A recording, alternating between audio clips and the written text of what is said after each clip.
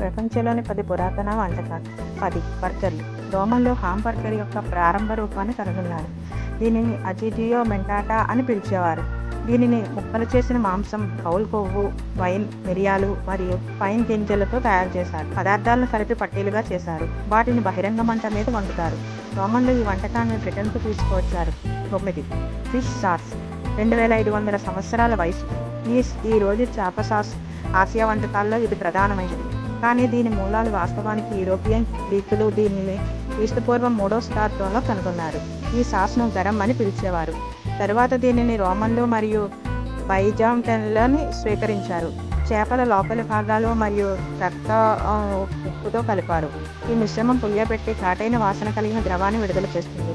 గరం వంటలలో కలుపుతారు. 8 3700 సంవత్సరాల నాటి మాంసంపై అవి త్వరగా మొదటి మాంసం పై పురాతన గ్రీసులో సృష్టించబడ్డాయి. కార్మిక వర్గం ప్రాచుర్యం పొందాయి. పైస్ సాధారణంగా రొట్టె మాంసం లేదా మటన్ ఫిల్లింగ్తో తయారు చేయబడ్డాయి. వాటిని తరచుగా త్వరగా మరియు సులభంగా భోజనంగా వడ్డించేవారు. 7 చీజ్ కేక్. 4000 సంవత్సరాల నాటిది. పురాతన గ్రీకు చీజ్ కేక్ భిన్నంగా ఉండేది. అప్పట్లో క్రీమ్ చీజ్ లేదు. బదులుగా గ్రీకులు తేనె, పిండి మరియు మృదువైన చీజ్ మిశ్రమాన్ని ఉపయోగించారు. ఫలితంగా తేలికపాటి కేక్ వచ్చింది. తరచుగా వివాహాల్లో వడ్డిస్తారు. ఈ డెజర్ట్ను ఒలింపిక్ అథ్లెట్లకు కూడా అందించారు. 6 4500 సంవత్సరాల పురాతనమైన భారతీయ కూర. అసలు కూరను సింధు కనిపెట్టింది.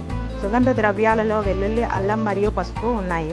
నేడు మనకు తెలిసిన కూర వంటకం 16వ శతాబ్దంలో మాత్రమే కనుగొనబడింది.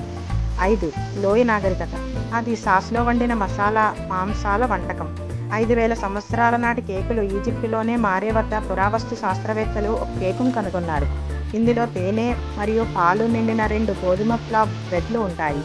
వాటిని 2 సరిగ్గా సరిపోయే రాగి అచ్చులలో వండుతారు.